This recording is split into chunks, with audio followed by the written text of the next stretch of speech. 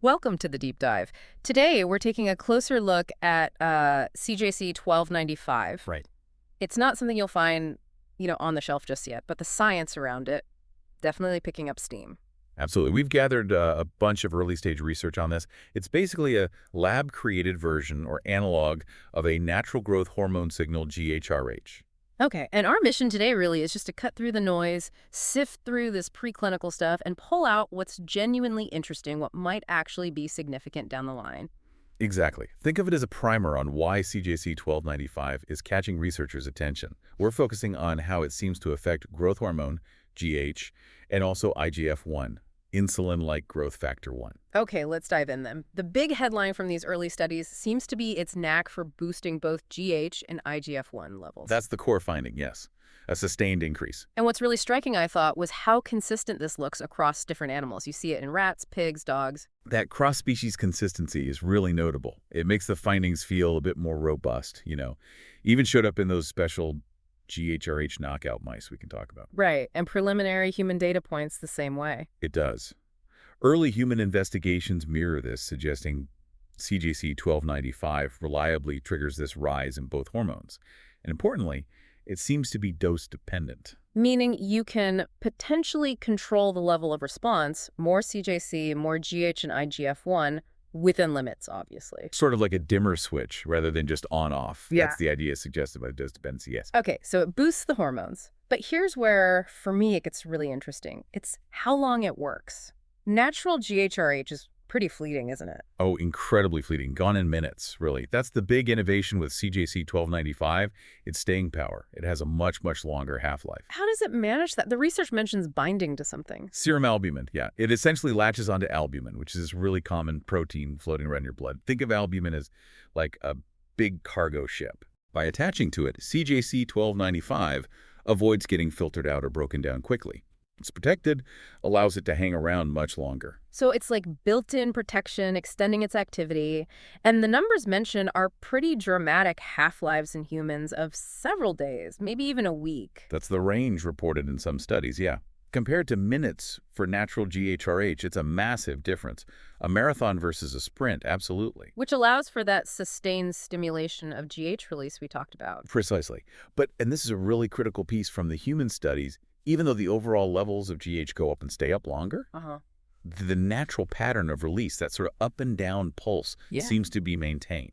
So it's not just a flatline increase. It keeps the body's natural rhythm going. Exactly. And that pulsatility, that rhythm, is generally considered important physiologically. Right. You hear that preserving the pulse is better for how the body's receptors work, helps avoid them getting overwhelmed or desensitized. Kind of like gentle nudges instead of a constant push. That's a perfect analogy. It suggests a more, let's say, naturalistic response, even with a synthetic compound. Which leads to the next question. What does this do, especially if natural growth signals are lacking? Well, that brings us back to those GHRH knockout mice you mentioned, the ones that can't make their own GHRH signal properly. Yes. Yeah. The results there were pretty compelling. Giving them CJC1295 daily, the study showed actually normalized their body weight and length, basically caught them up to normal growth. It's quite a dramatic effect in that specific model, yes. And even when they gave it less often, say not every day, those mice still grew significantly better than the ones that got nothing. So in a research setting, at least, it really highlights the potential for addressing growth issues. Definitely underscores the biological activity and its potential relevance for growth pathways. Okay, so core function. Sustained GH and IGF1 boost keeps the natural pulse and can impact growth in deficient models. Got it. But GH and IGF1, they do way more than just growth, right? Oh, absolutely. They're involved in a whole host of processes. And that's where exploring CJC1295 gets even broader, thinking about those other roles based on these early findings. Like metabolism, how we use energy. Exactly. Yeah. GH and IGF1 play roles in metabolism. So the preclinical work hints maybe CJC1295 could influence things like fat breakdown lipolysis or how well the body handles glucose. Interesting. So potential metabolic effects. What else? Building tissues. That's another key area, that they're anabolic hormones involved in protein synthesis, muscle building, tissue repair. So could increasing them with CJC1295 stimulate muscle growth or repair? That's a research question. Like turning up the build and repair signal? Potentially, yes. Yeah. And connected to that is general cellular repair and regeneration. These hormones are part of the body's toolkit for healing. Okay, metabolism, muscle tissue building, repair. What about the brain? You wouldn't immediately connect growth hormone with that. It's maybe less intuitive, but yeah, there's research suggesting GH and IGF-1 have roles in brain health, cognitive function. So some very early preclinical observations raise the possibility of neuroprotective effects. It's an emerging area. Wow, okay. And the heart, cardiovascular system. Also implicated, GH and IGF-1 are thought to help maintain cardiovascular health. So again, CJC1295 becomes a tool to potentially study how sustained increases impact the heart and blood vessels.